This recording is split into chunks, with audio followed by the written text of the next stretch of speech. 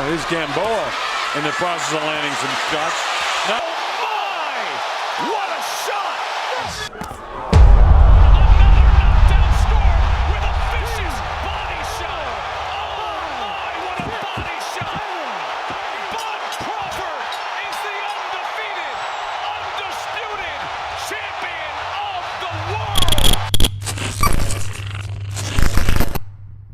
Meet Terence Crawford, arguably the greatest pound-for-pound boxer in the world. Crawford has established himself as one of the most dominant fighters in history, competing in no fewer than 4 different weight classes, and he has dominated them all. The now 37-year-old hails from Nebraska, facing tough conditions growing up and ultimately fighting his way to the top. From having a tough life growing up to ultimately becoming a legend in the sport, Terence Crawford, or Bud, is widely known as a powerhouse and machine of a man, capable of destroying anyone in his way.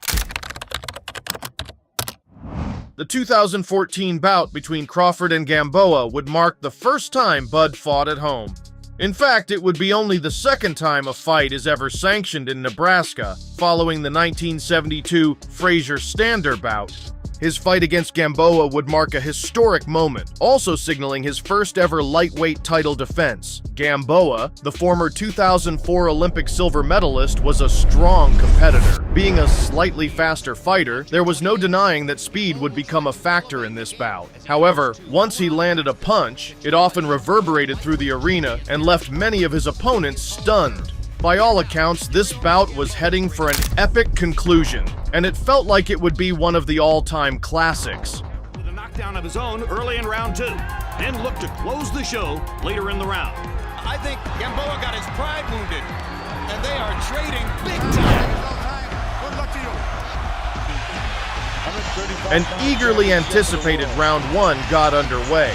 2 contrasting styles were in full view, with Crawford choosing the orthodox style, despite his ability to switch between it at will. As expected, Gamboa came out all guns blazing. His incredible speed, combined with good footwork, didn't rattle Crawford, but it meant that Bud could get near him. A knockdown in round 5 turned the tide, and momentum was slowly seeping toward the hometown hero.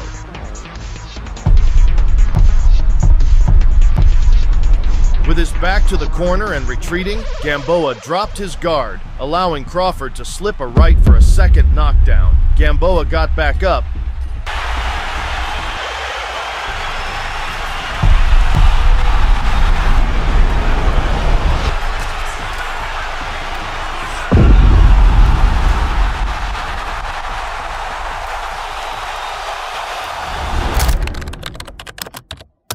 With Crawford dominating the lightweight division, the welterweight title was seemingly his next challenge. It was announced that Crawford would step into the welterweight division in August of 2017. Once again, the fight was held in Nebraska, giving Crawford the complete home crowd advantage. The fight had incredibly high stakes, with all 4 of the main titles on the line for the first time since 2004. Julius Idongo, the Namibian, was coming off a few incredible fights. He had absolutely no problem putting away opponent after opponent, but this time he was heading to the United States and had to fight Crawford in front of a packed Pinnacle Bank Arena, with an undisputed title reign being his prize. The Namibian was focused and ready for this massive bout in front of more than 12,000 fans. With Crawford billed as the favorite, it was fitting that the hometown hero came out guns blazing. He immediately latched onto Idongo, landing a couple of strikes, but nothing of real note. Round 1 was certainly not the most entertaining. However, Idongo did hit the canvas during this first round, signaling Crawford's dominance. Still just a little tight for my taste. And then on the backhand, a right hand to the body, and that's going to be a knockdown. I think he might have got up too fast. He's still hurt. That's a great point. Let's see how he reacts. Terence Crawford is a great finisher. Despite all the valiant efforts from Idongo to get back in the fight, he was continuously stifled. Round 3 wouldn't last much longer. Opportunity throughout the night. There you can handle those back punches if you Crawford 2 different ways. Punch in between. With a little over halfway finished in the 3rd round, the referee called the match. Crawford landed a left body punch, sending the African down to the canvas as the crowd erupted in utter jubilation. Just one fight later, Crawford had chosen to vacate his light welterweight title. Let's face it, the Mad had accomplished everything he set out to in the division, including the unification of all the major belts. Crawford would come face to face with Jeff Horn. Horn was no normal fighter and was known and highly regarded for his incredible speed. Just a few months earlier, he had won a controversial decision victory over Manny Pacquiao. But the fight between Crawford and Horn almost never realized, with a possible $2 million purse against Anthony Mundine on the table. However, it was announced that as part of a mandatory title defense, Horn would come face-to-face with Crawford. Despite a hand injury postponing the fight by 2 months, it was going to take place no matter what. Oh, good shot. Unloading now as well. Heavy with the right hand, Horn. Gotta be careful, don't get too wild. Yeah, I think that was pushed off balance when he caught him around the back. So, it came on June 9th. Falling into the same trap as many opponents before, Horn began guns blazing. All of his aggression was on full display during the first 2 rounds. In fact, the Australian was trying the same style he had done previously, just attacking. Despite retreating for a large part of the opening rounds, Crawford was a master tactician. Distance. Every time Horn steps in, he gets out just far enough and he tries to counter just like there. Each time Horn would dive in headfirst, Crawford retreated, copping him with a hook or uppercut as he resettled. This eventually opened up the Australian, who'd continuously find himself fighting in retreat movements. From round 4 onwards, it became a slugfest for Horn. Despite making a few good moves, Crawford constantly sent him back with hooks and jabs. It seemed like nothing Horn was doing was coming off, and he continuously seemed out of it by the time they reached round 7. It was in a round where Crawford connected him with a few powerful shots. A powerful left hook, followed by an uppercut, ultimately rocked the Aussie. But Horn was rocked.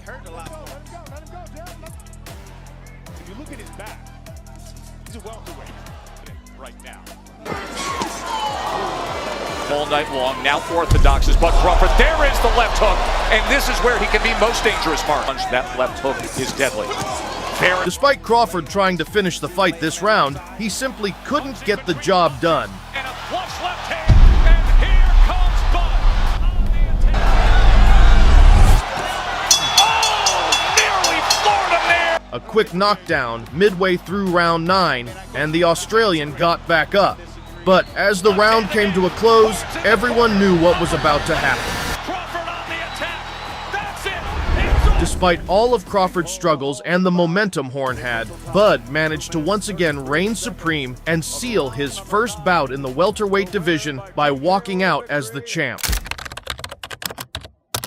Crawford vs. Spence Jr. was arguably the fight of the year in 2023. The fight was billed to be one of the best, with both parties coming together to agree that it would be all material items on the line. This meant the title Crawford held, with all 3 titles Spence had racked up over the years. It was the ultimate unification battle.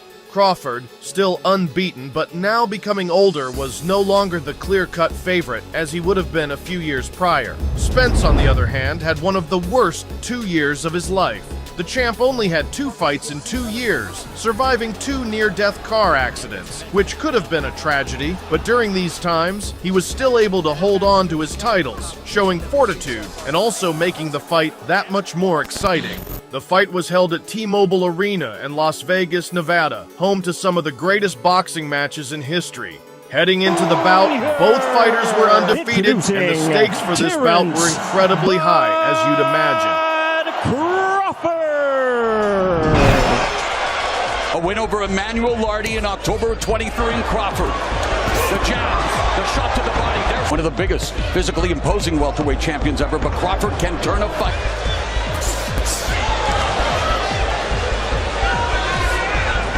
It wasn't an eventful first round, but both fighters definitely tried to find a weakness in the armor of their opponents. By all accounts, Crawford was given the flight nod of approval for this, definitely being the aggressor.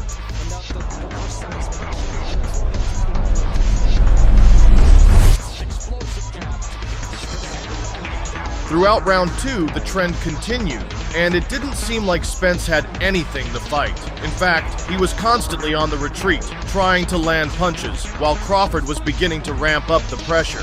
Then he struck. Round 3 once again saw Crawford in control, a theme that continued throughout the next few rounds. From Crawford, the opening. Some left hand and the... It's been great. Yeah, no doubt the pressure there. The blind. Yeah, the accuracy, the speed. And meanwhile, the countering. To get Crawford off that rhythm And that the he's got counter going right right now. hook and the... Every time Spence steps in, there's Crawford taking it. Attempting to become the first male fighter in the 4-belt with just over a minute left in the 5th. Despite Spence trying, the judges unanimously had Spence losing the fight. The only question now was whether or not he would do so by knockout. It was increasingly clear that the fight would not go the full 12 rounds. The first undisputed welter to the face of Spence by Crawford, and Crawford's accuracy just will counter left hands, and there's a right hook. Crawford avoiding him. Beautiful Counter punching. And you know what else? according to our unofficial score. First round on its unofficial score. Ducking, dodging, and parrying was all Spence could do, as it seemed like all he was doing was continuously defending for his life. Round 8 was highly anticipated, and it began with Crawford in absolute control of every movement. Spence was cornered and had nowhere to go. This happened in round 9. A devastating combination rocked Spence before the referee intervened and brought an end to this spectacular fight.